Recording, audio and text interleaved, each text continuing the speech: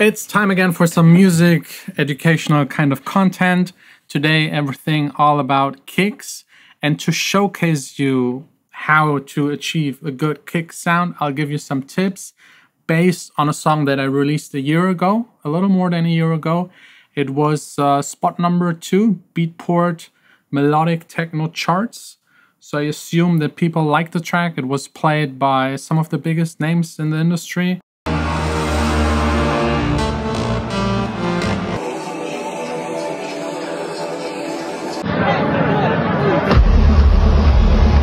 Was really proud. I've never shared how I actually made the song, but today I will give away how I shaped the kick, and there will be also kicks for you to download, the exact ones and a couple more. So let's get started.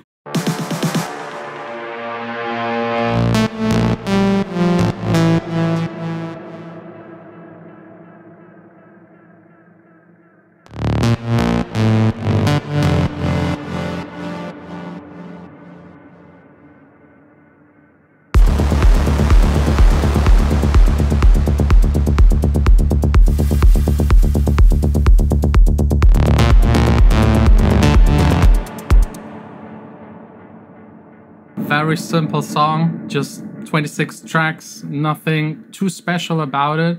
But if you're interested, I'll do a second video talking about the synth sounds and maybe also the mixing and mastering. But today we'll focus on the kick.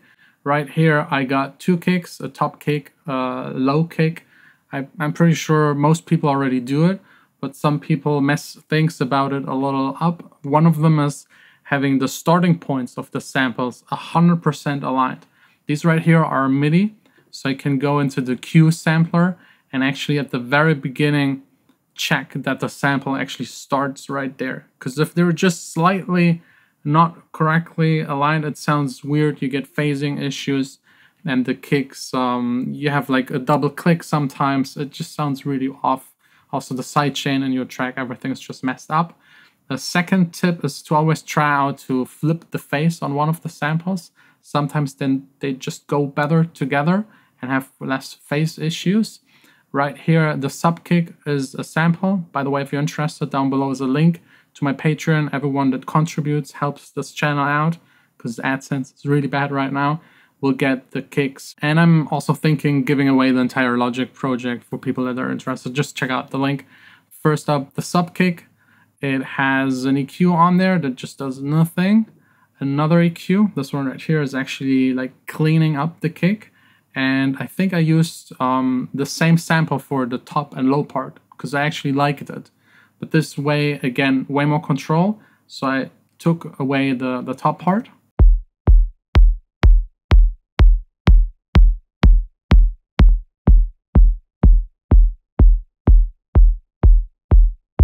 And then there was some mud at 250 Hertz and especially 172 Hertz, just lowered it.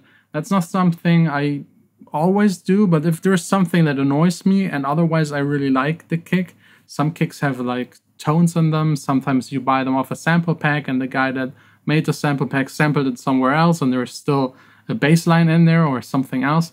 So just get rid of it. Then I copied it down. Second is just the top kick. Both together. Very clean, that's what I like. If you want a more distorted, more old school sounding kick, you need another sample. There is no way trying to shape a kick. I would always advise to try and find something that is already 90% there and then shape it a little bit. You can also use Kick 2, which is really nice to shape your own, but especially for beginners and especially if you want to have a certain dedicated sound, I would advise just using samples because Kick 2 where you shape it, it's really complicated and sometimes you think you have a really cool kick and it then just doesn't work. The samples, they work. They've proven themselves on other songs. Here on the top kick, I think I just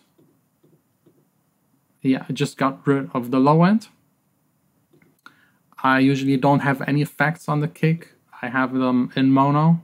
If the sample isn't mono, I just switch it to mono, especially the low end. The top end can be stereo, and sometimes in certain styles of music you can add a tiny bit of reverb, but if you're in doubt, just leave it out. It's not really something common in electronic dance music. Some people also like to add saturation or some other plugins to their kicks.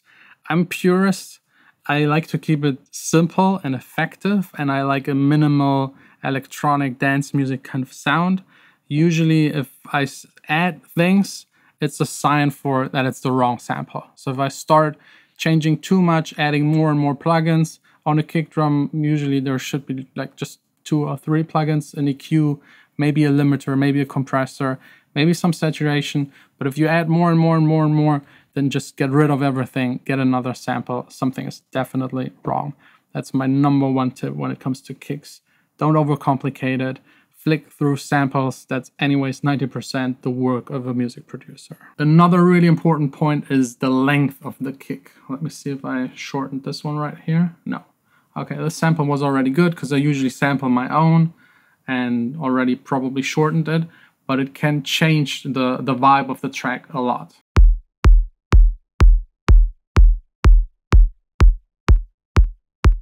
Really depends on the bass line. Here in this track, the bass line is really fat, so the kick has less bass information in there.